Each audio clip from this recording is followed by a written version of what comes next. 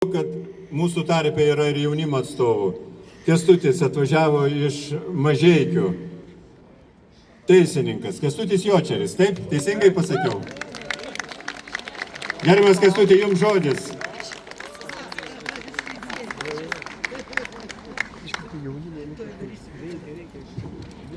Sveiki, tautiečiai!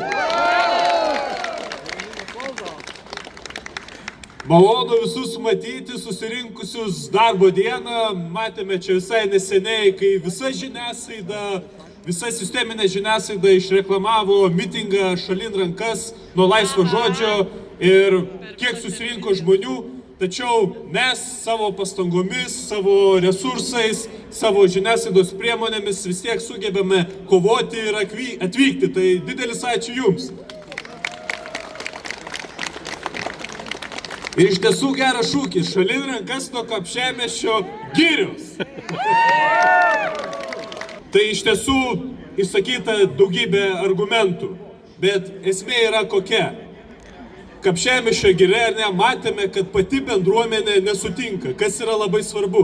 Buvo gyva žmonių eilė, 8 kilometrai susirinko, eilinį kartą žiniasklaida sakė, kad buvo kur kas mažiau, čia daugina, ten mažina, čia yra įprasta praktika. Dabar paminėjau Lenkiją. Iš pradžių dar pats buvau pasidalinęs Seinių bendruomenės žmonių komentarais, Lenkų straipsnių, kad jie nesutinka. Tada sakė, čia sąmokslo teorija ir nesąmonė. Bet dabar jau gynybos ministerija pasakė, ne, mums nereikia poligono, mums nereikia, kad poligonas būtų šalia mūsų sienos. Ir jis ne tik, kad neturi būti šalia sienos, bet dar net toliau. Tai įsivaizduokit, Lenkija, 40 milijonų gyventojų, kiek kartų didesnį už Lietuvą, kiek kartų turi didesnį karinį potencialą. Ne, nereikia, Lietuvai reikia, daug ką pasako. Dabar buvo atėjęs ir galbūt dar yra Seimo narys Ignas Vėgėlė, kuris iškėlė svarbius klausimus. Jis paklausė valdžios elementarių klausimų kaip Seimo narys, kad pateiktų jam informaciją apie Kapčiamiesčio poligoną, duomenis, apie esamų poligonų užimtumą, kiek yra, išnaudojami jie dabar ir panašiai. Negavo jokio atsakymo. Tai įsivaizduokit, jeigu Seimo narys negali gauti atsakymų, tai ką galime kalbėti apie mus, paprastus Lietuvos žmonės? Matome, kai valdžia žiūri į mus, matome, kokius sprendimus priima.